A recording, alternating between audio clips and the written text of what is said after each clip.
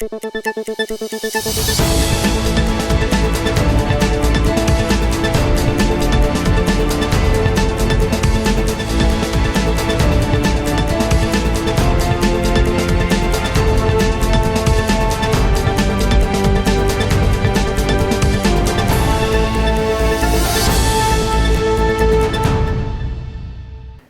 ir vėl susitinkame Europos namų klube ir turėsime dar vieną unikalią galimybę pasikalbėti, neformaliai pasikalbėti su vienu iš valstybės vadovų. Ministrė pirmininkė Ingrida Šimonytė. Labas. Šveiko knygą turim? Turiu, ant stalo guli. Paruošta. Gerai? Einam? Važiuojam.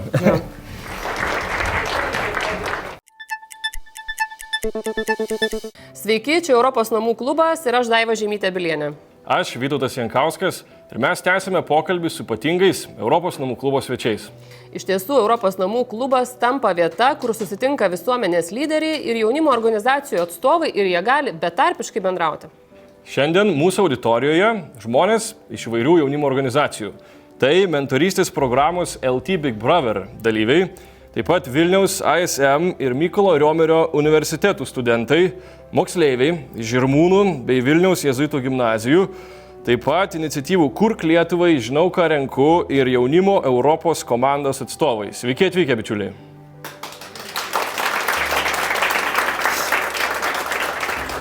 Sveiki, bičiuliai, smagu jūsų tiek daug matyti. Na kągi, laikas pristatyti mūsų šios dienos svečio, o tiksliau viešnią. Gimusi Žirmūnuose, užaugusi Antakalnyje, mėgstanti šveiką, dėlionės ir sūdytus lašinius. Ekonomistė, dėstytoja, buvusi finansų ministrė, Seimo narė, o dabar 18-osios vyriausybės premjerė. Užsispyrusi, atkakli ir labai aktyvi. Ir aktyviai ginanti savo poziciją bei nuomonę. Man atrodo, ji turėtų būti labai pagarbi ir įdomi, tuo pat metu ji galėtų, aš manau, ji turi lyderio savybės. Labai tvirta. Aš pasakyčiau, nežinau ar griežta, bet tvirta su savo nuomonė ir nebijanti išsakyti tos savo nuomonės. Ji atrodo ganėtinai sąmoningas ir sąmojingas žmogus, neieškantis žodžio kišenėje. Tai yra žmogus, kuris dirba daug ir stengiasi priiminėti sprendimus tokius, kokius ji nuoširdžiai mano, kokie būtų geriausi šiai šaliai. Ponios ir ponai, Lietuvos Respublikos ministrė pirmininkė Ingrida Šimonytė.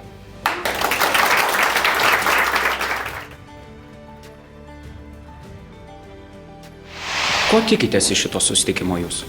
Tiesiog nuoširdaus pokalbio su žmonėmis apie tai, kas juos domina, apie mūsų vietą Europoje, apie mūsų Europą, apie Europą mumise ir apie tai, ką galim kartu padaryti, kad pasaulis būtų geresnis.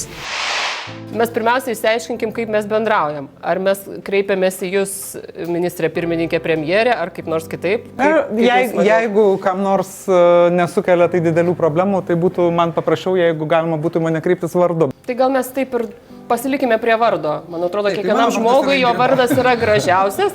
Taip, tai Ingrida, aš paminėjau keletą dalykų, jūs labai tie sūdyti lašiniai, taip mačiau, prajuokino, ar ne?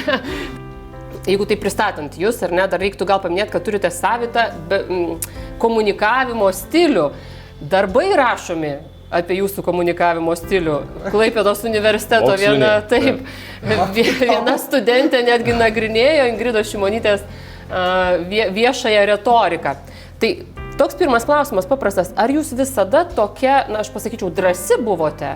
Nes turbūt tai galima pavadinti drąsa sakyti tai, ką manai. Ir jaunystėje tai buvo, ar čia kažkokio tai galbūt tik, nežinau, vėlesnio laikotarpio toks sprendimas, atradimas savęs? Galėčiau grįžti į tą pačią savo Žirmūnų gimnaziją arba 7-ąją vidurinę mokyklą. Tai, pasižymėjau tuo, kad sakydavau, ką galvoju.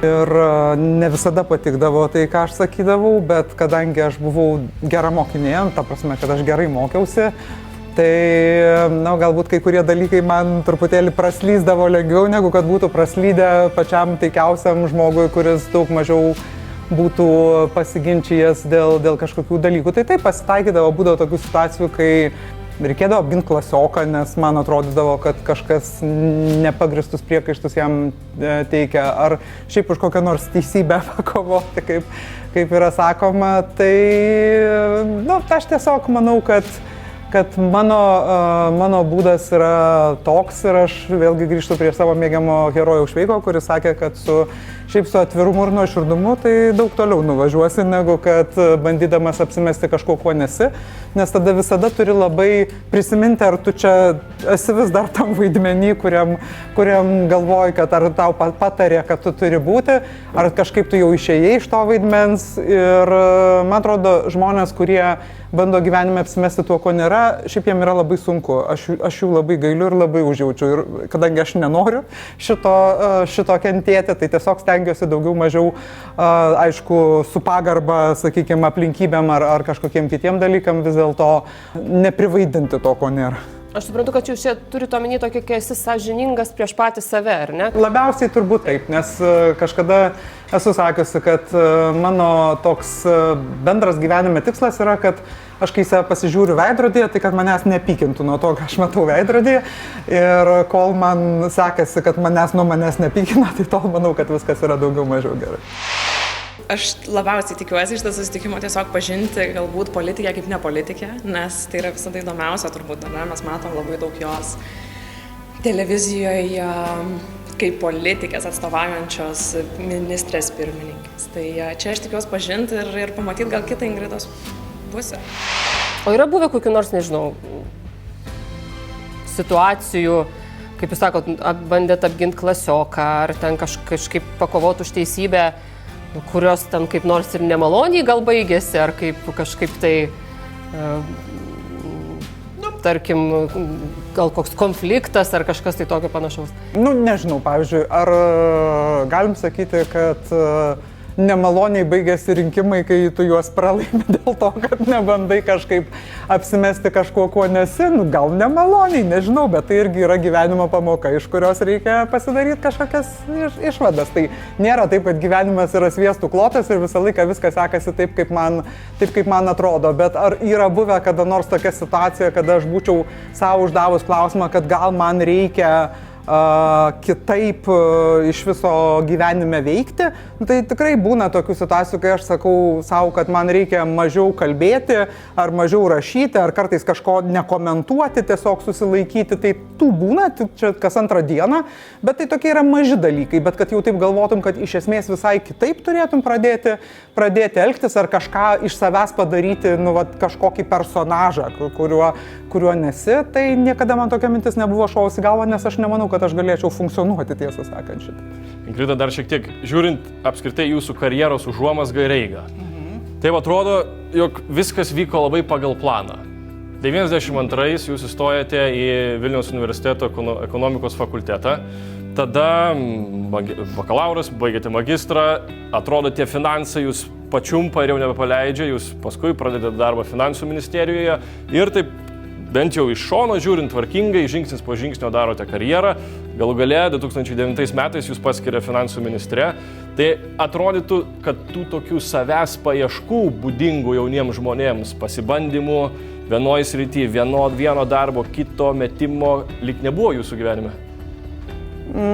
Šiaip labai įdomu, nes už tai, kur aš esu, arba už tą savo karjerą, kuri jums atrodo labai nuosekli, aš didelę dalim esu, jeigu turėčiau kažkam padėkoti, tai turiu padėkoti Europos Sąjungai. Ir labai gerai, kad mes čia kalbam ir aš paskui papasakosiu, kaip čia atsitiko. Bet jeigu mes pasižiūrėsime, truputėlį atvyniosime į pradžią, kaip čia buvo taip. Tai buvo tų laikotarpių, kai aš norėjau būti policijos pareigūnė. Man gal buvau antroji klasiai.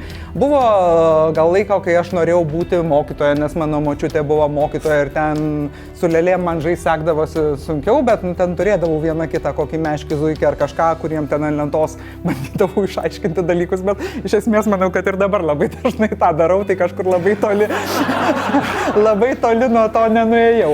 Ne meškėm ir ne zuikėm. Jo, bet iš esmės, kas mane atvedė ten, kur aš esu. Ir aš kitą dramą turėjau. Aš turėjau ne tą dramą, kad aš nežinau, kur man būti. Aš turėjau dramą, kad visi kiti žinojo, kur man būti. Ir čia yra vaikų, kuriems daugiau mažiau gerai sekasi visi dalykai. Tai vienintelė mokytoja, kuri man neturėjo jokių pretenzijų, kad aš turiu jos dalyką toliau rinktis, buvo dailės mokytoja.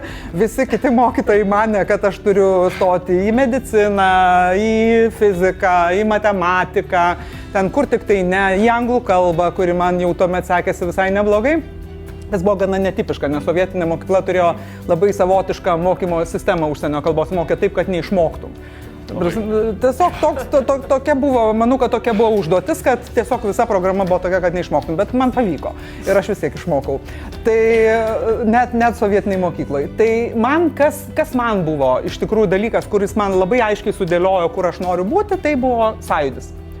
Ir kai prasidėjo sąjūdis, aš visada buvau gana aktyvus vaikas, man buvo įdomu ne tik tai ten knygą paskaityti apie Tris muškietininkus ar apie grafą Montekristą, man tokia ir istorija buvo gana įdomi ir aš gana anksti supratau, kad visa tai, ką man, tiksliau sakant, man pasakė mano senelis 3 klasės pabaigęs, kad visa istorija, kurios mane moko mokykloje, yra melas ir iš tikrųjų viskas buvo ne taip. Ir tai buvo gana pavojinga tais laikais, bet, tiesiog irgi matyt buvo žmogus, gal aš iš jo ir paveldėjau tą būdą sakyti, ką galvoju. Tai man, kai prasidėjo sąjūdis ir prasidėjo visos tos diskusijos apie tai, kokia dabar bus Lietuva, bet kad čia vis tiek vyksta kažkokie pokyčiai, mes, kažkaip, nors dar tada nedrąsiai, kažkokia gal tokia ten suverenitetas, kažkas, bet jau vis tiek jau taip brendo valstybė ir ta kažkokia kitokia ekonomika, man buvo 15 metų, aš neturėjau džinsų, galite įsivaizduoti. Ir mano pirmi džinsai kainavo 2 mano tėvų algas. Ir aš absoliučiai nenorėjau gyventi valstybėje, kurioje negalima nusipirkti džinsų, kurioje negalima klausyti muzikos, kurią aš naktį ten klausydavau iš Liuksemburgo radijo, kada truputėlį apmaždavo kažkokie tai trukdymai. Ir man buvo aišku, kad čia bus kažkoks toks didelis dalykas ir aš noriu būti šito didelio dalyko dalimi.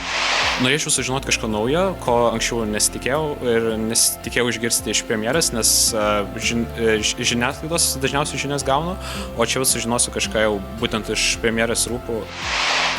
Ir aš nuėjau studijuoti ekonomikos, kai man daug kas sukiojo pirštu prie smilkinio ir sakė, kokia ekonomika? Sakė, tai tu į buhalteriją, tada eik, arba dar tada buvo priekybos fakultetas, sakė, į priekybą, eik, tai ten bazė, ten daiktai iš po stalčiaus ir taip toliau ir panašiai. Aš sakiau, ne, man čia švediškas modelis. Čia einu. Tai šie metais buvo? 90 metai jau buvo, tai iki švediško modelio, vis tiek mums dar labai labai toli, bet pats tas supratimas, kad, sakau, kažkaip kitaip bus. Ir aš pasirinkau tas studijas. Studijos buvo sunkios, todėl kad įvyko tas paradigminis lūžis nuo planinės ekonomikos į rinkos ekonomiką. Niekas labai žinojo, ką ten dėstyti, nei kokių nors knygų buvo. Ten būdavo viena knyga Mažvydo bibliotekoje, kurią koks nors profesorius būdavo išsinešęs skaityti namo ir tu negalėdavai jos gauti, o tau reikėdavo iš ten ranką išsirašyti, internetų, Google ten ar kažko kopijuotis, buvo žiauriai brangus studentui. Žodžiu, buvo reikalų, bet užtat buvo toksai, troškulys surasti, atrasti ir kažkaip perskaityti. Ir kai aš dėčiau jau savo studentam, ant kurių sraunių domkratų informacijos tiesiog srautas krenta iš visų pusių ir bandžiau kartą pagalvoti, ar man buvo sunku, ar jiems yra sunku. Aš vis dėlto manau, kad jiems buvo sunkiau negu man, nes aš žinau, ko aš ieškau ir aš labai atkakliai ieškojau. O dabar, kai mums visiems, ir čia ne tik kai studijuoji, bet apskritai gyvenime reikia atsirinkti, tas atsirinkimas ir gebėjimas suprasti, kur čia yra žinios, o kur čia yra fonas, o kur čia gal net yra ir melas, tai aišku yra be galo sudėtingas dalykas. Tai taip aš tvirtai pasiryžus against all odds, kaip sakytų, nuėjau į ekonomikos fakultetą, jį pabaigiau, tada dar beje studijuodama magistratūroje atėjau į finansų ministerijos konkursą. Ir norit tikėkit, norit ne, bet mano pagrindinis privalumas tuo metu, dabar aišku labai juokingai skamba, buvo tai, kad aš mokėjau anglų kalbą. Ir jau tada Lietuva jau žinojo, kad ji bandys tapti ES nare. Ir aš pradėjau dirbti finansų ministerijoje ir man pasakė taip, tu ten anglų kalbą mokė, va tau visi šitie direktyvos, reglamentai ten ir bilekas ir tu su šituo dirbk. Ir aš su šituo dirbau ir prisidirbau iki ko prisidirbau. Ta prasme, mano darbo labai didelė dalis buvo susijusi su Lietuvos teisės, visų pirma, mokesčių ir muitų priderinimu prie ES, dėrybomis šitose skyriuose, finansinių paslaugų, gal šiek tiek mažiau. Ir didelė dalimi tai, kad aš gaudavau didesnę atsakomybę ir kažkokias aukštesnės pareigas, tiesiog buvo susijęs su tuo, kad aš ėmiausi to darbo, kurį man tiesiog davė, nes galvoju, kad aš susitvarkysiu. Ir man atrodo, kažkaip susitvarkydavau. Pradėjot kalbėti, kad ES didelę reikšmę iš principo jūsų ir jūsų pasirinkimuose padarė. Kaip tik dabar paskelbtas toks tyrimas, pilietiškumo tyrimas, nežinau, ar jūs matėt, bet 95% aštuntokų didžiuojasi, kad štai Lietuva yra ES. Tai kai mes turim omenyje dabartinius aštuntokus ir įsivaizduokime Ingridos Šimonytės laikų aštuntokus, tai skirtumas yra esminis. Koks jis, kaip jūs galvojat? Vat kai mes lyginam tos laikmečius, kad suvoktume realiai, kaip tas viskas keitėsi ir vat kodėl vaikai iš tiesų dabar vertina tą ES kaip po tokią? Čia tas klausimas, kur man dažnai užduoda, kai aš susitinku su jaunimu arba su moksleiviais, jie manęs klausia, ar jūs visada norėjote būti premjerė, kai buvote mokykloje? Ir aš tada sakau, kai aš buvau mokykloje didžiąją dalį laiko, aš galėjau tik labai tyliai po padušką pasvajoti, kad bus valstybė, kurioje apskritai mes turėsime savo premjerą, o ne komunistų partijos centro komiteto pirmininką ir jo pavaduotoją atsiųstą iš Maskvos. Tai akivaizdu, kad aš 8 klasiai ir dabartiniai 8-tokai, ta prasme, kokia ES mano 8 klasiai, aš nedrįsau net svajoti apie tai, nors žinau, kad Lietuva yra okupuota, kad Lietuva buvo nepriklausoma ir kad iš mūsų valstybę atėmė, tą aš žinojau, bet kad aš būčiau galėjusi tuo met įsivaizduoti, kad štai žiūrėkit, nepraeis ne 20 metų ir mes būsime ES ir NATO nariais ir būsime laisvo pasaulio dalimi. Aš nedrįsau to net svajoti, bet man labai džiugu, tai ką jūs sakote, todėl kad aš manau, kad dažnai problema gyvenime yra ta, kad mes to, ką turim, nevertinam tol, kol neprarandam. Ir kai prarandam, tada jau būna dažnai ir vėlu, ką nors su tuo ir be padaryti. Tai labai svarbu, kad tokia yra nuostata, nes ta nuostata reiškia, kad mes turim ką vertinti. Ir kai mes turim ką vertinti, tada mes suprantam, kad už tai mums gali reikėti ir pakovoti. Ir taip, daug dieve, kad tik retorinių lygmenių ir to labiausiai norėtųsi tikėtis, bet tai jau yra tiek brangu, tiek svarbu, kad jau tokios kažkokios dviprasmybės atrodo net nėra. Apskritai Lietuva yra labai proeuropietiška visuomenė, dėl ko taip yra, čia galim spėlioti, ne? Kažkas pasakytų, kad čia yra todėl, kad mes gauname labai daug paramos iš ES finansinės ir žmonės mato tą paramą, nors vienu metu yra kažkoks įsitikinimas, kad jį kažkur dingsta ir žmonių nepasiekia, bet vis dėlto žmonės ją mato ir supranta ir priskiria ES. Ir tai yra, merkantiliška, bet vis tiek vertė yra akivaizdi. Galimybė keliauti, telefonų sąskaitos, kas tik tai ne, kas yra ES. Tegul tai bus labai praktiniai dalykai, bet net ir tie praktiniai dalykai yra ir labai svarbus. Ir man atrodo, kad Lietuva yra ta šalis, kur iš principo antieuropietišką kažkokią politinę darbotvarkę, skirtingai nuo kitų valstybių, sukurti yra gana sudėtinga. Ir tai, man atrodo, tai mus labai smarkiai apsaugo nuo tokio labai pavojingo populizmo, kuris karts nuo karto vis prasimuša kitose valstybėse, kai dėl visko yra kaltinamas Briuselis, kai jisai viską čia padarė, kas žmonėm nepatinka, visada bandoma jį pateikti kaip atpirkimo ožį. Tai čia aišku ir mūsų politikų garbiai, gal reikia pasakyti, kad mes ir politikų daug tokių, kurie viską verstų ant Briuselio, bent jau tokių pirmo rango ir pagrindinių politikų neturim, kurie iš to bandytų daryti savo politinį kapitalą, net ir tiem, kurie darosi politinį kapitalą iš visokios tokios, sakytume, menkavertės diskusijos, jiem patogiau mušti su LGBT bendruomenė negu su ES, nes jie supranta, kad visuomenėje tai yra absoliučiai nepopuliaru ir man atrodo, kad tai yra gerai. Šiandien tikiuosi susipažinti su Ingrida Šimonyte ir sužinoti, kokie buvo iššūkiai jos karjeroje ir kaip ji juos sprendė. Jūsų politinė karjera. 2009 metais finansų ministrė. tampate ir prasideda, atrodo, jūsų ta jauna politinė karjera, bet Ingrida, jūs nekartą esate minėjusi, jog niekada neplanavo tapti ministre, neplanavot ilgai užsilikti toj politikoje, apskritai jūs nemėgstat to viešumo, esate sakiusi, ir privilegijų ateinančių su to viešumu. Atrodo, kad nėra atrodo, tai nėra jūsų svajonių darbas. Ar ne? Bet jūs vis dėlto vis kandidatuojat. Kodėl? Aš jums priminsiu, mes su jumis kalbėjom, kokiais, man atrodo, 2017 metais darėm interviu Seime.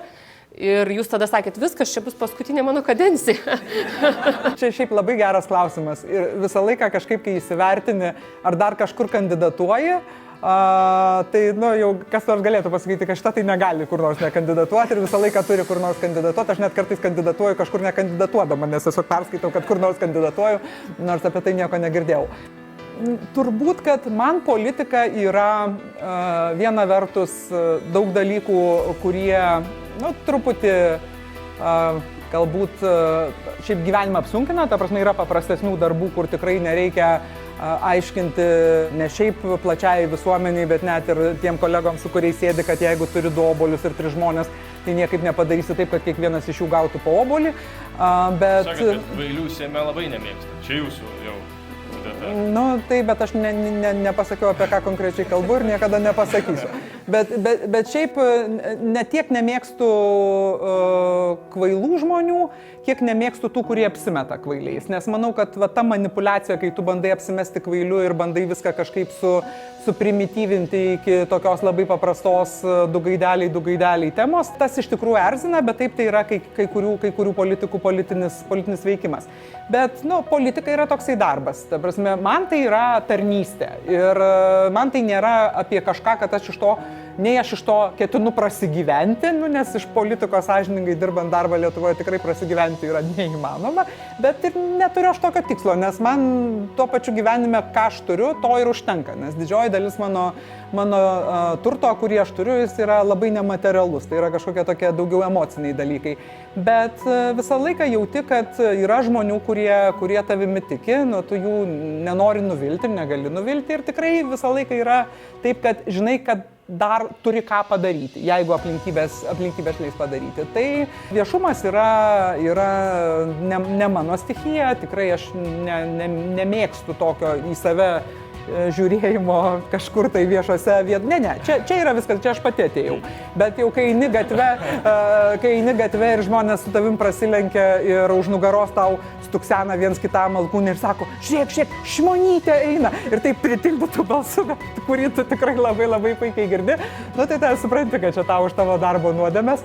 Bet ta prasme, to tokio ekshibicionizmo, kaip aš sakau, gerąją prasme, tokio noro būti dėmesio centre, to savo ego kažkokio nuolatinio patvirtinimo, man tai nėra reikalinga. Bet kadangi, kaip ir minėjom, sakau, politikoje aš nebandau kažkuo atrodyti, aš tiesiog stengiuosi būti tuo, kuo esu, tai ir būnu.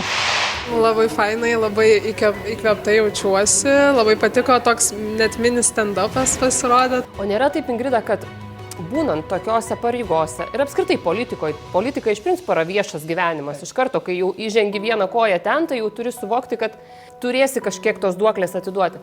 Neatsiranda toks jausmas, kad sunku pasitikėti žmonėm pasidaro? Ne, visiškai ne. Aš turiu pasakyti, kad mano pasitikėjimas žmonėmis niekaip nesusvyravo dėl to, kad aš esu politikoje.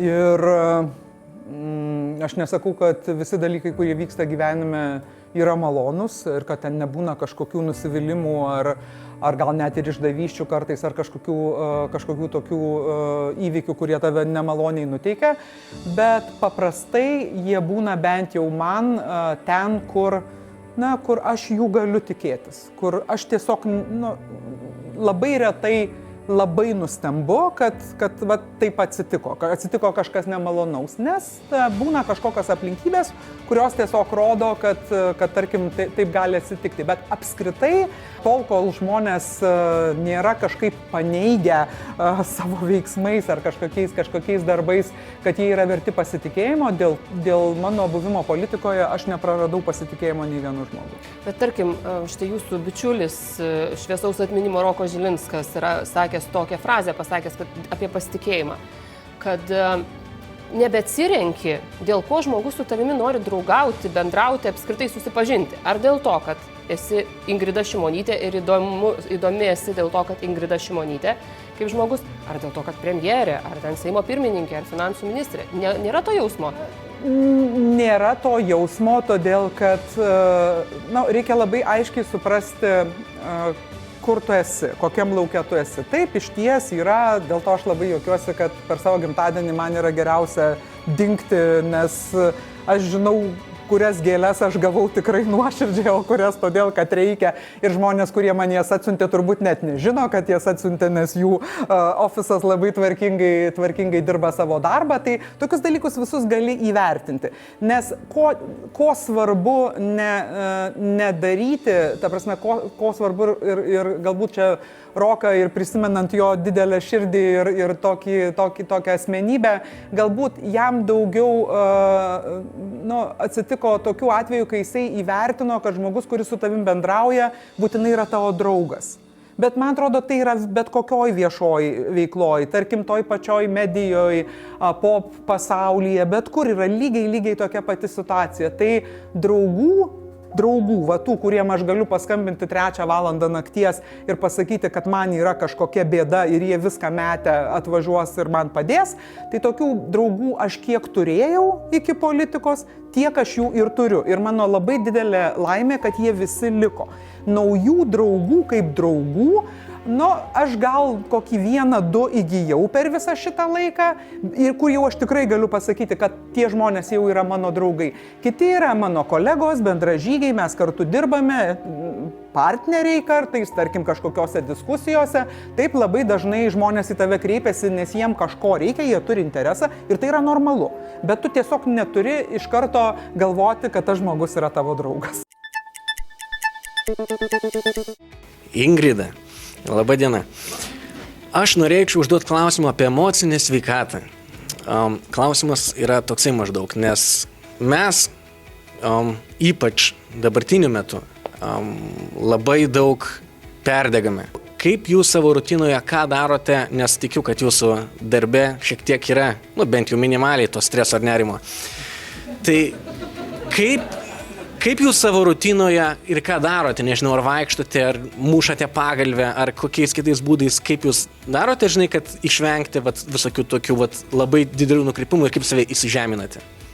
Geras klausimas ir tikrai nežinau, ar aš esu labai geras mokytojas. Ta prasme, aš tikrai negaliu pasakyti, ar aš iki galo išsprendžiu visas savo problemas, bet aš stengiuosi kelis dalykus daryti, kurie, man atrodo, yra gana svarbus. Tai pirmas dalykas, kad jeigu aš galiu, ne visada galiu, faktas, bet jeigu aš galiu uždaryti ofiso duris ir tiesiog išeiti į kažkokį kitą paros metą, tai aš labai liepiu savo taip ir padaryti ir nevaikyti galvoje minčių kažkokių, kurios labai nori mane pasivyti ir eiti kartu su manimi.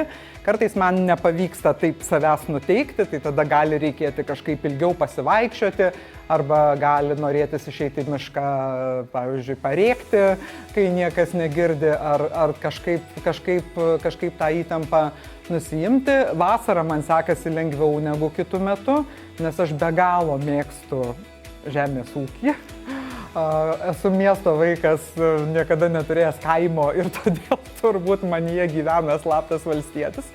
Tai tiesą sakant, bet kokiu metu tada, kada šakės jau sminga į žemę ir galima persodinėti augalus iš vieno kampo į kitą, tada nuspręs, kad nepakankamai gerai tada iš kito į vieną ir taip toliau ir panašiai.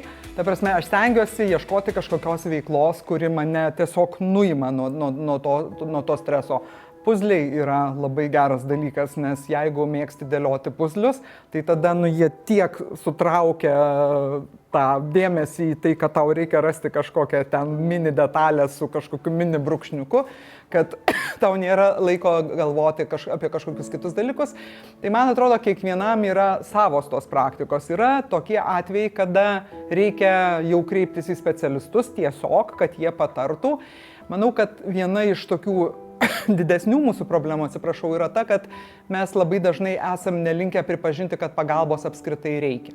Nu, va ta tokia, aš galiu, aš stipruolis, aš padarysiu, aš akmenį į kalną nuridensiu ir taip toliau ir panašiai, ir kad reikia, o galbūt net su draugu ar su kažkuo pasikalbėti, bet kartais ir su specialistu, tai man atrodo, kad tai yra nei gėda, nei kažkas tokio ir tikrai, jeigu yra būtina, reikia tą daryti. Kas man atrodo dar gana, bet aš atvirai pasakysiu, būna tokių momentų, kai aš negaliu išsijungti ir turbūt iš savo tokių pastarojo darbo atkarpos, tai yra vyriausybėje momentų, tai tokie momentai yra buvę 2. Vienas turbūt pačioje pradžioje, kai vyriausybė tik pradėjo darbą ir COVID-o visą istoriją, jį važiavo tiesiog į visas 4 pusės, todėl kad jokių apribojimų nebuvo, jie buvo tiesiog palikti mandagiai kalbant, kad jūs laimėjot rinkimus, jūs ir tvarkykitės.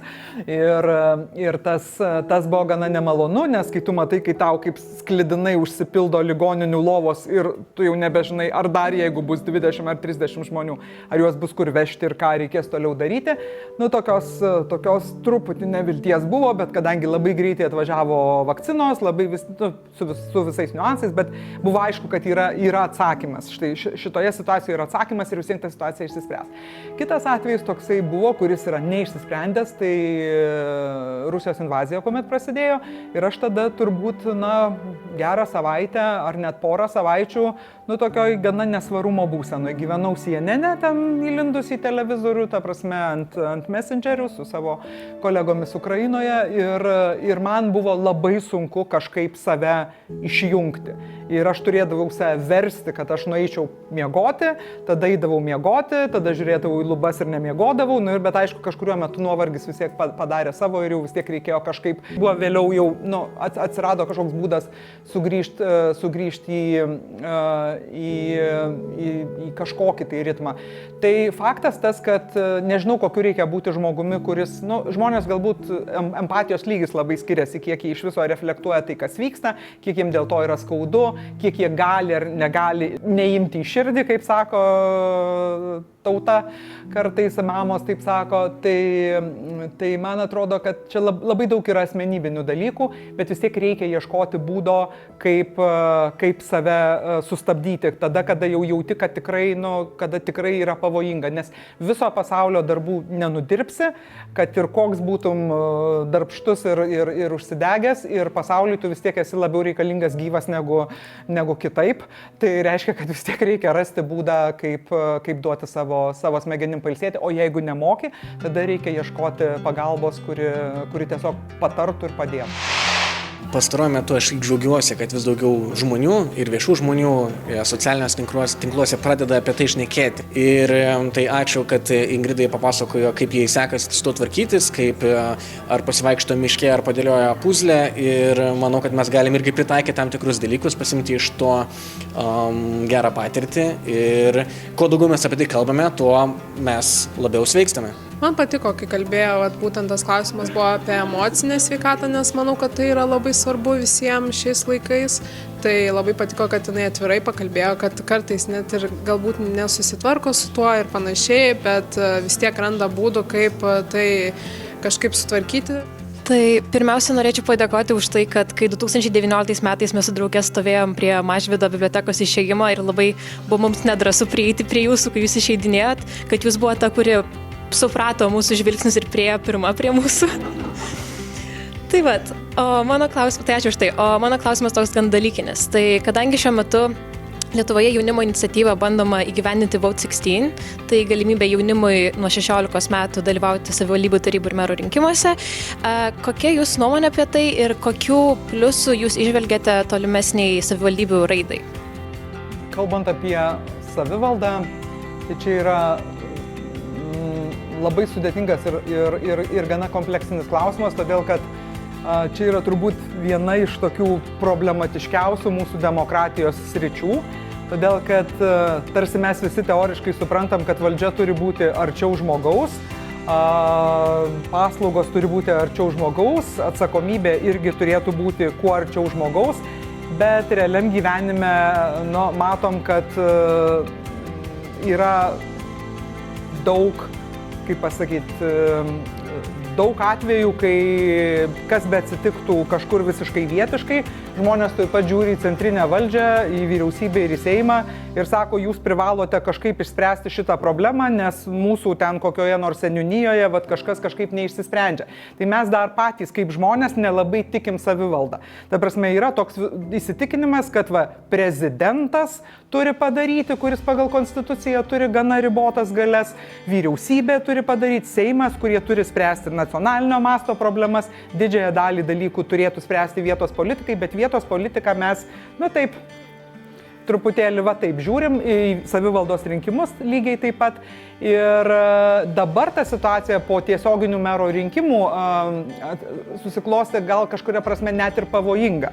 Todėl, kad dabar, kai didžiuma merų yra išrenkama iš pirmo turo, tai atrodytų tai labai gerai, žmonės labai pasitikė, tai čia yra labai liuks, bet mano vertinimu yra tokio jausmo, kad demokratijos vietos savivaldoje kaip tik mažėja. Ta prasme, žmonės nemato vertės būti vietos politikoje. Jeigu žmonės apsisprendžia eiti į politiką, tai tada vis tiek labiau galvoja Europarlamento, pradėsiu nuo Europarlamento, kas čia toks truputėlį gal komiškas reikalas, arba jau bent jau nuo centrinės valdžios, nuo vietos valdžios kaip startinės aikštelės, kas yra normalu bet kur vakaruose, mažai kas nori pradėti. Nes atrodo, kad kas ten, ką tu ten darysi, ne? Ir tai yra blogai. Todėl, kad tuomet mes labiau slenkam į tai, kas yra jau ne savivalda, o vietvalda, o kai kuriuose miestuose, kaip sako, net ir visa visvalda. Tai tas yra, ar tą gali pakeisti teisę balsuoti nuo 16 metų? Taip, manau, kad gali, bent jau iš dalies. Todėl, kad aš šiaip nebijau jaunų žmonių dalyvavimo rinkimuose, nes kai žmonės čia diskutavo, ar galima kandidatuoti nuo jaunesnio amžiaus, mes juk turėjom Seime šitą diskusiją, tai buvo nemažai mano kolegų, kurie aiškino, kad jokiais būdais negalima, nes vis tiek reikia patirties, reikia to, reikia ano. Ir mano supratimu, žinot, kaip sako, būna, kad išmintis ateina su amžiumi, būna, kad amžius ateina vienas. Tai amžius nėra jokia garantija, kad žmogus yra išmintingas. Vienas dalykas. Kitas dalykas, tiek, kiek mes sprendžiam problemas, kurios yra aktualios skirtingom socialiniam grupėm, jų atstovavimas yra irgi labai svarbus. Ir čia jau aš net į jaunimą nebelysiu, paimsiu paprastą lyčių klausimą. Ne? Seime daugybė vidutinio amžiaus vyrų, su visą pagarbą vidutinio amžiaus vyrams, diskutuoja apie daug moterims labai aktualių klausimų, kai moterų parlamente yra mažuma. Tas skaičius vos didėja, bet vis tiek yra mažuma. Tai kažkaip, jeigu mes sprendžiame klausimus visuomenės, kur 50-50 yra vyrai ir moteris, tai kažkaip atstovaujamieji organai turėtų būti iš esmės bent šiek tiek panašus į pačią visuomenę, kurią mes sprendžiam. Būtų gerai, kad būtų panašu ir kitais pjūviais, tarkim, tautinių pjūvių, amžiaus pjūvių ir įvairiais kitais pjūviais. Tai man atrodo, jaunų žmonių buvimas politikoje, kad ir balsuotojais, jau reiškia, kad žmonėm yra ne tas pats, kad jie nori, kad jų balsas būtų išgirstas.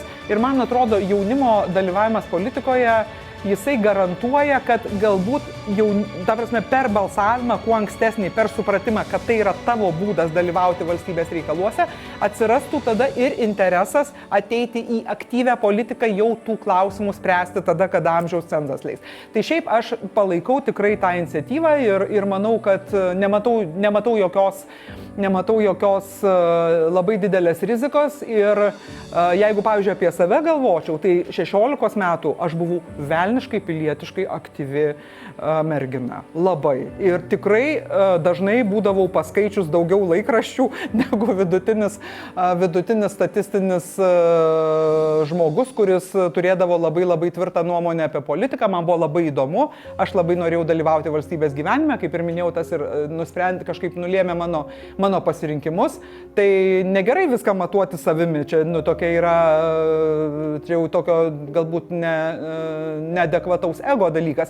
Bet aš tokių klasiokų ir kolegų turėjau ir daugiau, kurie su manimi kartu klasėje apie šitus dalykus kalbėjo. Vadinasi, įsivaizduoti, kad 16 metų moksleivis negali turėti nuomonės ypatingai tais klausimais, kurie yra susiję su vieta, su aplinka, su ta terpė, kur jisai kasdien gyvena, yra labai keista mintis ir aš tikrai tokiai minčiai nepritarčiau. Buvo vienas klausimas dėl balsavimo nuo 16 metų. Man labai patiko atsakymas pačios premjerės, kad jinai yra už, nes tikrai nesitikėjau tokio atsakymo, kad ją domina jauni piliečiai, kuriems taip pat įdomi balsavimo laisvė. Tai tikrai labai man patiko. Iškart paminėjote, kad esate iš Žirmūnų gimnazijos. Tai kaip pačiai 12-okiai Žirmūnų gimnazijos labai įdomu sužinoti, kokių įdomių istorijų, juokingų nutikimų, gyvenimo pamokų iš tenai išsinešėt. Pagrindinė tokia pamoka gyvenimo, kurią išsinešiau iš mokytojos Jablonskienės, kuri jau dabar mokykloje nebedirba, bet be jokios abejonės yra legendinė Žirmūnų gimnazijos mokytoja, tai yra, kad, kaip ir sakiau, kad jeigu yra vienas obuolys ir antras obuolys ir yra 3 žmonės, tai niekaip nepadarysi taip, kad kiekvienam duotum po obuolį. Ir tą bandau taip pat ir kitiems išaiškinti neretai. Šiaip mokyklos laikai mano buvo įdomus, todėl kad aš dalį mokyklos praleidau sovietiniai sistemoje su visų melu, su istorijos vadovėliu, kur nesupratau, ar didysis tėvynės karas tai yra tas pats, kas antras pasaulinis karas, ar ne tas pats. Ir kai pabandžiau paklausti istorijos mokytojos, tai ji nelabai norėjo man atsakyti šitą klausimą tuo metu. Bet paskui, kai prasidėjo sąjūdis, kai buvo jau viešai aptarinėjamos ir tremčių istorijos, ir mūsų tautos istorija, ir tai, kas įvyko 40 metais ir kaip Lietuva tapo LTSR, mano tiesiog laikas mokykloje buvo be galo įdomus, nes jūs apie tai skaitot knygose, o aš tame buvau. Ir tai yra kažkas, ką aš su savim nešiosios visą gyvenimą, nes tai, ką aš skaitau knygose ir tos asmenybės, apie kurias aš skaitau knygose, aš turiu su jom santyki, kartais gana tokį labai ryškų ir tvirtą, bet vis dėlto tai yra ne tas pats, kas tame būti. Tai yra ne tas pats, kas lakstyti aplink Sąjūdžio suvažiavimo sporto rūmose su trispalve vėliava ir džiaugtis visais žmonėmis, kuriuos ten matai ir galvoti, kad čia viskas yra kažkas. Tai ne tas pats, kas būti sausio 13 prie parlamento, kai mama nežino, kad tu ten išėjai ir visiems yra labai baisu, o tau, kadangi tu esi paauglys, tau yra net nebaisu. Ta prasme, tu net negebi suvokti tos atsakomybės. Tai dabar aš sugebu suvokti tą atsakomybę, kuri buvo ant mūsų vadovų pečių tuo metu. Dabar aš ją sugebu suvokti, nors situacija nėra tokia ir dar nebuvo net arti tokia dramatiška.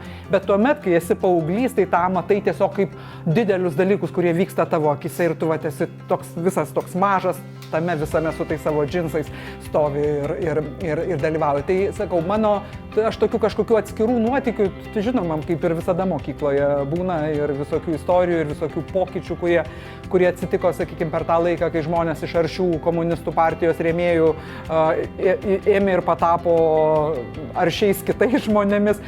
Tokių ir malonių, ir nemalonių, bet apskritai paėmus aš tiesiog tuo metu gyvenau ypatingais laikais, buvau pakankamai maža, kad suprasčiau atsakomybės svorį, bet pakankamai didelė, kad suprasčiau, kad vyksta dideli dalykai.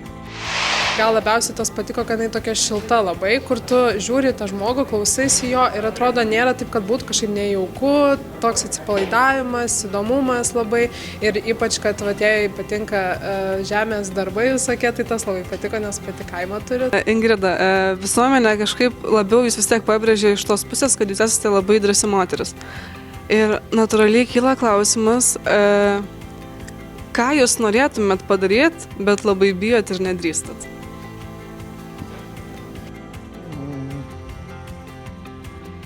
Iššokti iš parašiuto.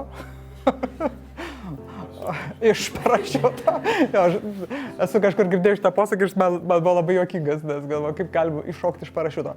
Aš, pavyzdžiui, bijau aukščio. Tai esu kartą padarius labai kvailą dalyką, Tyvolio parke užsirioglinus ant tokio bokšto, kur paskui tave numeta žemyn.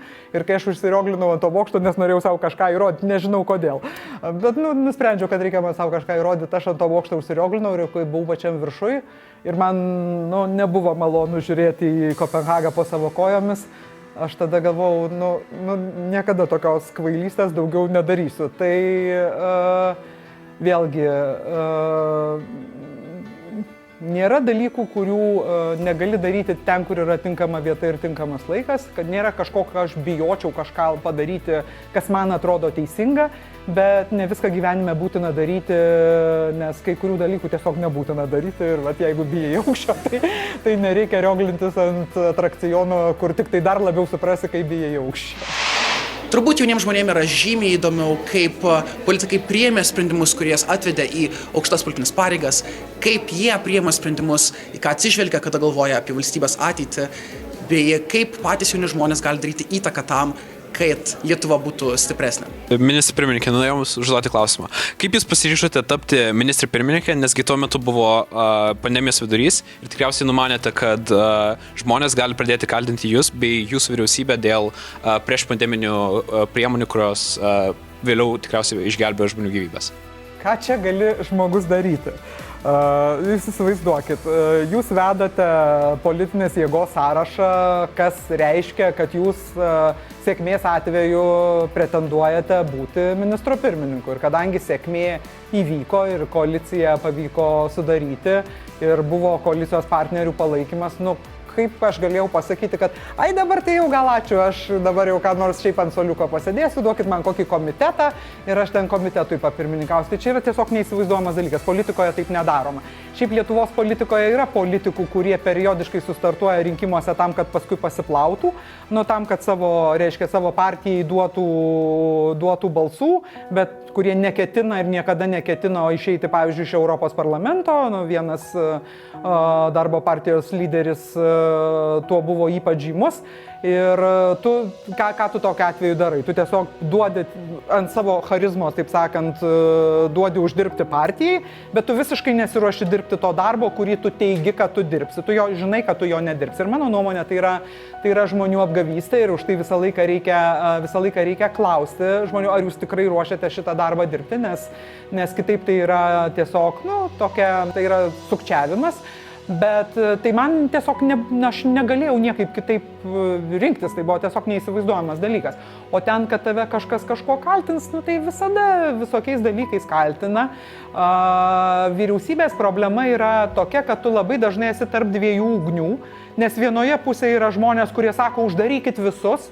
Buvo vasario mėnesį 21 metų žmonių, kurie man skambino ir sakė, nuo Kalniuko vaikai važinėjasi rogutėm, kur žiūri policija? Tegu važinėjasi tom rogutėm, kažkaip reikia vis tiek dar psichinę sveikatą palaikyti. O iš kitos pusės žmonės sako, aš galiu laisvas mirti ir ne tik, kad laisvas galiu mirti, bet dar ir laisvas kitus galiu numarinti, jeigu man atrodo, kad taip norisi. Nelegali migracija, lygiai tokia pati situacija. Dalis žmonių sako, kad žmonės gali gyventi visur, kur jie nori, kita dalis žmonių sako, mes čia vos neatsistosime prie sienos su ginklais ir nežinia, ką darysime. Tai ta prasme, tu visada esi tarp dviejų ugnių, dėja, tokia yra situacija. Bet šiaip jau dabar, kai pasišnekam su kolegom iš kitų valstybių, tai Covidas? Koks Covidas? Covidas atrodo taip toli. Net ir dabar kasdien, nes aš ir toliau seku kasdien statistiką, žinau, kiek žmonių buvo nustatyta teigiamų, kiek numirė, kiek ligoninėse lovų užimta, tiesiog kiekvieną dieną tą pačią informaciją aktualiu laiku turiu ir visą laiką ją pasitikrinu, bet dabar jau tu į tai žiūri kaip į tiesiog aplinkybės, kurios viena vertus yra valdomos ir labai smarkiai susijusios su pačių žmonių valia padaryti vienokius ar kitokius sprendimus. Kita vertus, lyginant su kitom problemom, kurias dabar pasaulis turi, jau nebe tikrai pagrindinės. Ar turit kažkokių temų arba klausimų, kurių norėtumėt paklausti jaunų žmonių? Aš manau, kad tikrai turėsiu ko paklausti, bet tai taip pat priklausys ir nuo diskusijos turinio. Aš norėjau paklausti, kur jūs norėtumėt, kad Europa būtų, Lietuva ir Europa, Lietuva Europoje būtų tada, kai jums bus metų tiek, kiek man dabar, o man metų, bus 50. Greit. Aš tai manau, kad atsakymas gana paprastas. Lietuva galėtų būti lyderė ir priimti visus sprendimus. Viena. Oi. O tada kitas klausimas, nes aš tai noriu apie Europą vis dėlto jūsų paklausinėti, kad jau esame Europos namuose ir čia turim šitą diskusiją, bet gal kas nors kitas galėtų atsakyti, kas jums svarbiausia. Vat, kaip sakom, Lietuva yra labai proeuropietiška, tie aštuntokai mūsų šaunus visi didžiuojasi.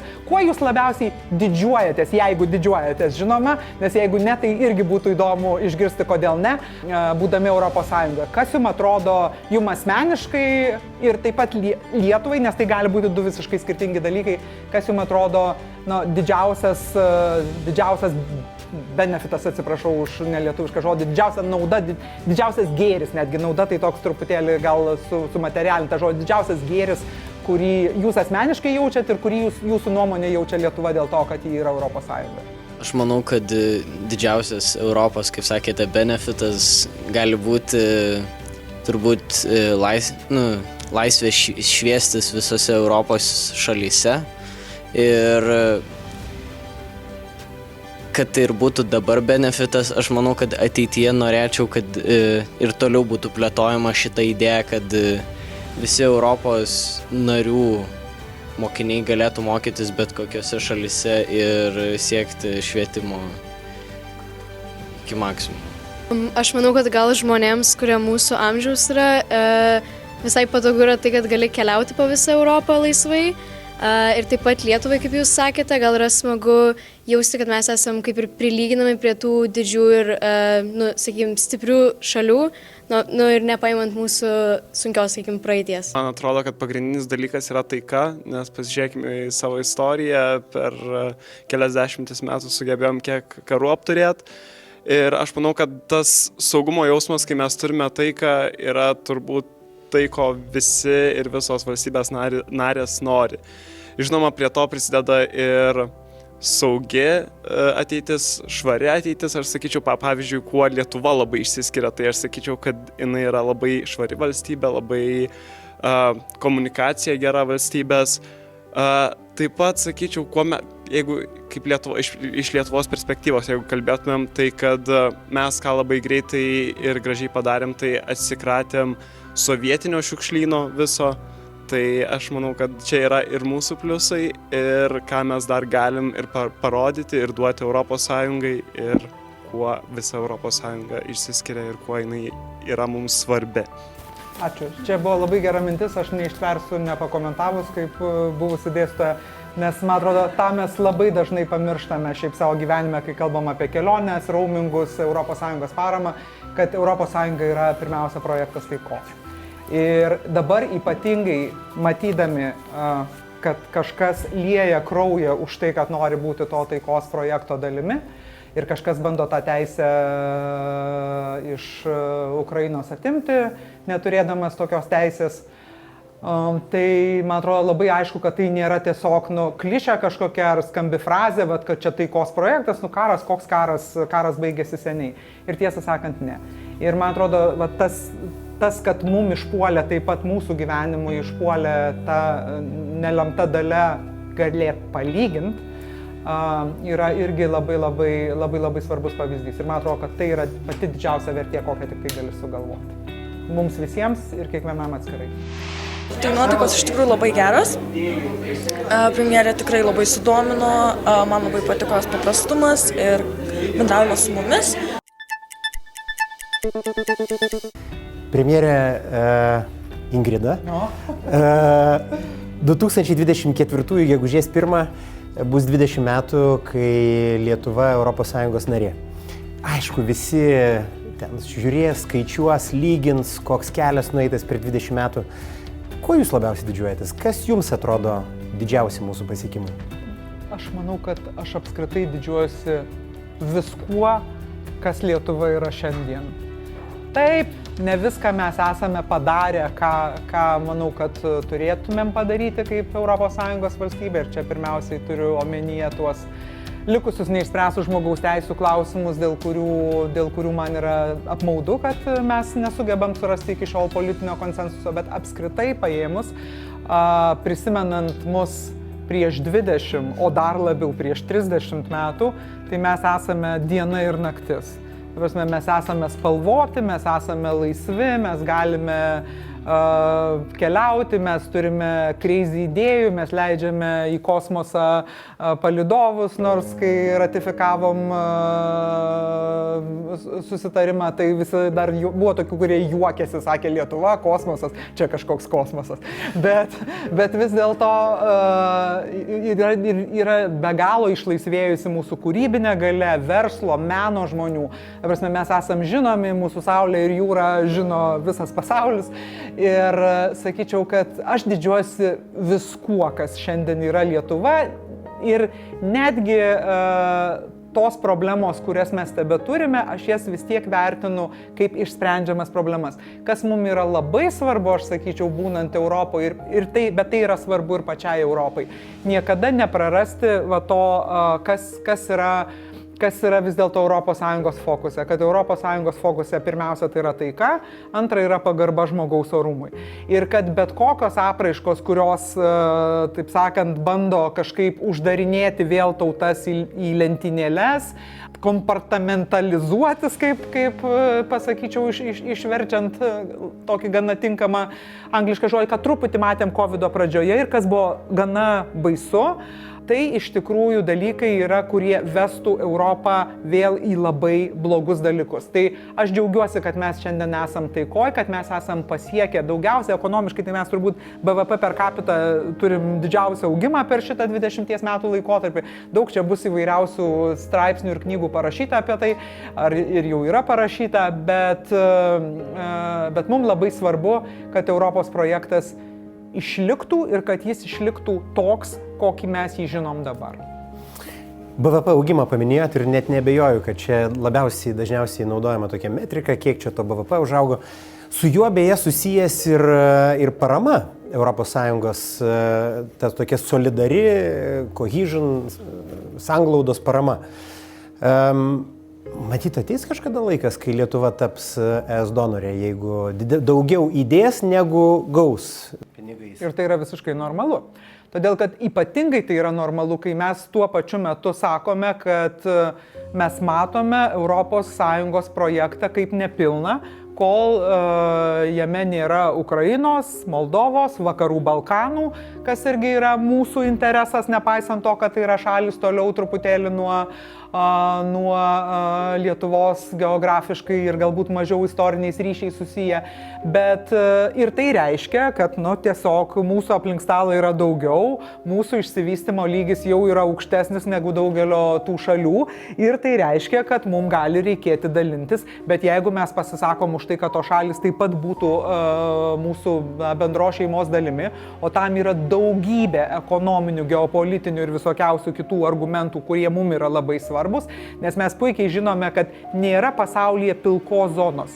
Jeigu ES nenaudoja savo minkštosios galios kažkur, vadinasi, ten naudos savo minkštąją arba net kietąją galią, ką dabar matome, tai yra brutalią jėgą kažkas kitas ir to kito vardą mes žinom. Tai man atrodo, kad mes negalim bandyti apsimetinėti, kad mes esame už viską, kas gerai ir prieš viską, kas blogai, tai maždaug mes pritarėm, bet tik tai mūsų pinigų nelieskite. Ne, ateis tokia diena, kai mes turėsime būti donorais ir manau, kad ta diena bus mums tokia garbės diena, todėl kad tai rodys, kad mes galim, kad mes pasiekėm. Mes užaugom. Lygiai taip pat kaip Pasaulio banke mes graduavom, išėjome iš tų gavėjų paramos į donorus, netgi anksčiau negu kai kurios mūsų kaimininės šalis. Ir manau, kad tai buvo labai svarbi diena, kai mes pasakėme, kad mes jau patys galim būti donorai. Ypatingai turint minti, kiek mes dabar ir patys paramos ir dvišaliai, pavyzdžiui, teikiam tai pačiai Ukrainai, mes galim. mes galim tikrai tą daryti ir visą laiką skaičiuoti savo narystės ES naudą per neto balansą, kiek įmoki ir kiek gauni. Na, čia yra toks labai suprantamas būdas, bet jis yra absoliučiai paviršutiniškas, nes didžiausia nauda iš to, kad mes esame ES yra taika. Paminėjot vienybę, svarbu išlaikyti ES vienybę, kad mes sugebėtumėm išlaikyti tokį vieningą kursą. Dabar daug kalbama apie tai, kad gal kartais, kai užstringam siekdami vieningų sprendimų, taip atsitinka. Ypač tais atvejais, kai yra vienbalsiškumo reikalavimai. Jų, aišku, vis mažiau istoriškai buvo, pradžioje pradėjom, praktiškai visur buvo, po truputėlį jų vis mažiau. Kaip Jūs vertinate šitą klausimą? Turbūt sunkus klausimas, žiūrint iš kiekvienos valstybės pusės, vienbalsiškumas ar ten, tarkime, daugumą priimami sprendimai? Kiekvieną kartą, kai valstybė narė, kurios vardo aš neminėsiu, užblokuoja eilinį sankcijų paketą Rusijai ar Baltarusijai, tuomet atrodo, kad jau baigim su to vienbalsiškumu vieną kartą. Tačiau būna, aišku, ir priešingų situacijų. Tai čia toks yra turbūt vienas iš sunkiausių klausimų, kaip padaryti, kad sprendimų priėmimas būtų maksimaliai sklandus. Aš nedrįščiau sakyti vis dėlto, kad ir dabar jisai yra nesklandus, nepaisant to, kad mūsų yra 27 už stalo, kažkada buvo 28, o paskui bus 30 su pliusu, bet tai vis tiek yra, tai nėra 100, tai nėra jungtinės tautos ir tai vis dar yra toksai skaičius žmonių, kuris, mano supratimu, gali susitarti, jeigu valstybėse narėse nebus labai didelių išcentrinių jėgų. Bet jau čia tuo atveju nebepadės turbūt nei kvalifikuota dauguma, nei kiti dalykai. Ta prasme, mums reikia labai atidžiai žiūrėti, vertinti ir puoselėti tą projektą, kurį mes dabar turim, nes jo praradimas tikrai labai brangiai kainuos mums visiems. Tai sudėtingas klausimas, ypatingai mažai valstybei, nes mažos valstybės kuo labiausiai džiaugiasi būdamos ES, kad jos yra tokios pačios didelės, kaip sakė, mes viską vieni sprendžiam. Mes vieni nesprendžiam, bet mes esame, mūsų balsas ir Vokietijos balsas yra tokio paties svorio balsai. Ir tai yra svarbu. Aišku, yra kartais tų situacijų, kur mes jau patenkam į kažkokią neproduktyvę padėtį, kai viena vertus ES augina labai ambiciją kaip ES daryti ir tą, ir aną, ir čia būti globalus žaidėjas, ir čia būti, ir geopolitiškai būti aktyviam, ir paskui, kada reikia dėti pinigus ant stalo, tada staiga pasirodo, kad visi sako, tai čia nežinau, kažkas kitas tegul daro. Tai turi būti kažkoks tai suderinamumas tarp tų ambicijų ir to, kuo tu pamuši, ta prasme, kuo tu futini bilą, taip sakant, kuo tu kažkaip tą sąskaitą apmoki. Bet diskusija nebus lengva, todėl kad vis tiek mažos valstybės visada žiūrės įtariai į šitus pakeitimus, nes norės būti absoliučiai tikros, kad jų interesai yra maksimaliai apsaugoti, net jeigu yra kažkokie pokyčiai. Ir jeigu tie pokyčiai bus siūlomi, tai juos galima diskutuoti. Kas man nelabai patinka, tai kad dabar tie pokyčiai siūlomi pakete su sprendimais dėl kitų valstybių galimos narystės. Man atrodo, tai nėra iki galo sąžininga. Abu klausimus, manau, kad reikia spręsti paraleliai ir nagrinėti paraleliai. Tos valstybės, kurios nori būti sąjungos narėmis, jos, aišku, atlikusios visus namų darbus, turi turėti tokią galimybę, kaip mums padaryti, kad tokia sąjunga veiktų sklandžiau negu dabar. Ilgai kalbantis visada ES yra žavinga tuo, kad ilgai kalbantis sprendimas vis tiek atsiranda. Ačiū. Ačiū labai. Ingrida, tai apibendrinant, taip, žinot, apie daugelį valstybių vadovų dažnai yra rašomos knygos, kartais patys valstybės vadovai jas rašo apie save. Dažniausiai, aišku, jau po kadencijos pabaigos, apie, sakykime, Margaret Thatcher, Geležinė ledė knyga parašyta. Tai įsivaizduokim, jeigu apie jūs būtų rašoma knyga, arba jūs pati galbūt ją kada nors rašytumėt, kaip ji galėtų vadintis? Apie jūsų gyvenimą. Čia klausimas, į kurį aš nežinau, ar turiu atsakymą, nes apie save knygos aš tikrai niekada nerašysiu. Nemanau, kad man gyvai esant norėčiau, kad kas nors su mano žinia rašytų, nu, ta prasme, kažkaip, kad apie mane parašys Stasys Jakeliūnas dar vieną knygą, tai aš tuo nebejoju, bet kažkaip, nežinau, man niekada apie tai negalvau, bet šiaip apie politikos užkulisius arba apie kai kuriuos dalykus kartais būna taip, kad sakai, kad parašyčiau knygą. Bet tada pagalvoju, kad visi dar gyvi. Todėl kol kas apie tai negalvojau tikrai. Nuosmenintą reiktų rašyti. Be pavardžių. Whiskey in the jar. Whiskey in the jar. Turim variantą. Gerai, ir visai jau paskutinis klausimas. Bendravo šiandien su jaunimu ir įsivaizduokit, jūs ten sėdite dabar šitame būrelėje jaunų žmonių. Ko savo palinkėtumėt? Netgi jeigu galėtumėt grįžti atgal į maždaug tokį amžių, 20 metų, ko palinkėtumėt tai 20-metį Ingridai Šimonytei? Turbūt, kad palinkėčiau tokio paprasto ir sudėtingo dalyko. Visą laiką gyventi taip, kad suprastum, jog daug kas gyvenime priklauso nuo tavęs paties. Ir paprastai žmonės, kurie numeta atsakomybę kitiems, kuriem visada kiti yra kalti, praleidžia gyvenime, praranda gyvenime labai daug galimybių kažką padaryti. Gal jie bijo, gal jie nežino kaip, gal jie nenori mokytis, gal dar kažkas, įvairių tų priežasčių gali būti, bet man atrodo, tai yra labai svarbu, nes šiaip jau viskas, ką mes laikome duota gyvenime, kad mums yra duota, laisvė mums yra duota, Europos Sąjunga mums yra duota ir viskas mums yra duota, šiaip yra nė velnio neduota. Visa tai yra tiek, kiek mes esam suinteresuoti, kad tai išliktų. O kai mes esame suinteresuoti, tai mes turime būti ne šiaip abstrakčiai suinteresuoti ir tikėtis, kad kažkas tą viską padarys, bet mes turime ir patys daryti kiekvieną savo, kartais labai mažus dalykus, kartais didelius dalykus, kartais prisimti labai daug atsakomybės, kartais mažesnės atsakomybės, labai konkrečios, tokios galbūt ir siauros, bet aš tiesiog palinkėčiau visiems visada būti piliečiais. Ir man atrodo, kad tai yra svarbiausia, nes piliečio ryšys su savo valstybė, piliečio ryšys su Europos Sąjunga, taip pat, kadangi mes renkam ir Europos parlamentą, jisai yra unikalus. Jisai rodo, kad tu ne tik reikalauji, bet ir supranti, ko tu tikiesi ir esi pasiryžęs aktyviai prisidėti prie to, kad tai, ko tu tikiesi, taptų tikrovė. O kadangi mes paprastai tikimės gerų dalykų, tai todėl žodis pilietis yra labai gražus žodis ir visiems linkiu būti piliečiais. O jūsų kolegos jaunieji jums turi palinkėjimų. Kad būtų tas ryšys. Čia jau jūsų, taip sakant, į jūsų archyvą. Ir taip, jeigu jūs dar įgarsintumėt šiek tiek, tai būtų visai smagu. Kantrybės nepaverkti dėl lygių žmogaus teisių. Tai va, čia yra labai svarbus klausimas ir čia jūs padarysit tai, jeigu man nepavyks. Tai todėl jūs privalot būti aktyvus ir privalot dalyvauti ir privalot reikalauti, nes manau, kad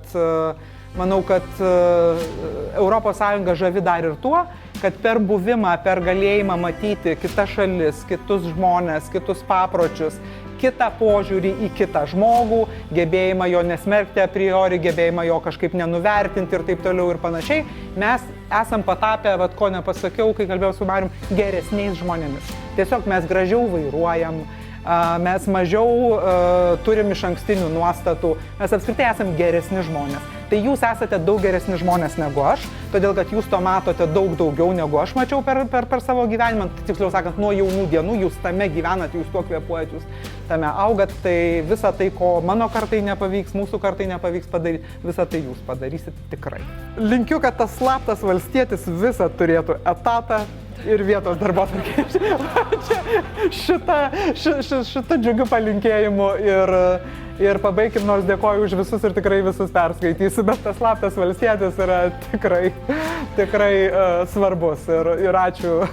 Ir jums linkiu slaptų valstiečių, muzikantų, astronautų, suvinėtojų kryželiu ir visokių kitų slaptų jumise glūdinčių pagalbininkų. Ačiū Jums. Ačiū. Ačiū. Ačiū.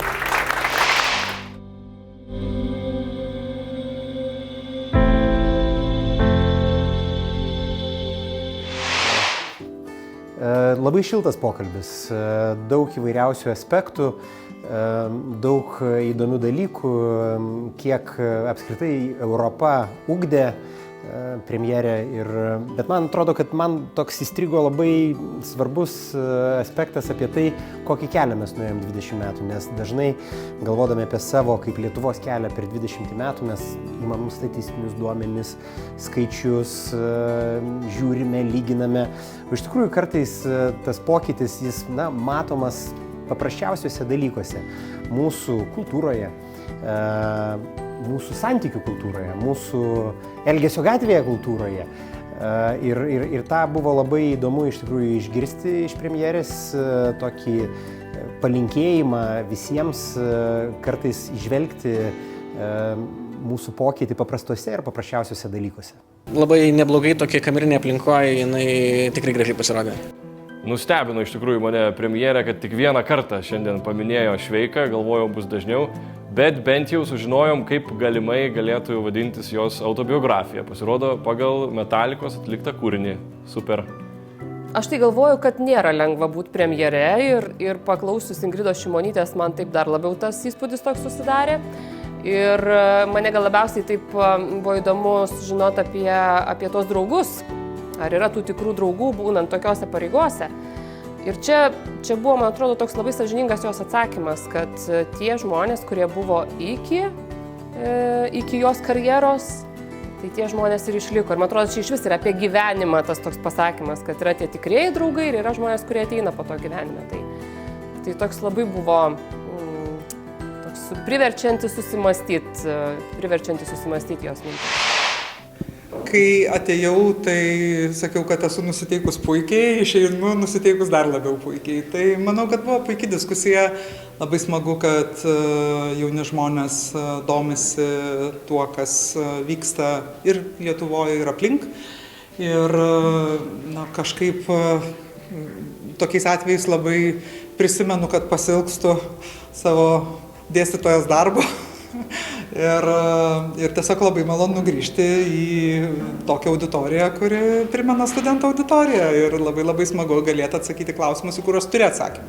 Nors nėra taip, kad žmonės turi atsakymus į visus klausimus ir matyt, kad yra daug klausimų, į kuriuos atsakymą aš taip pat neturiu.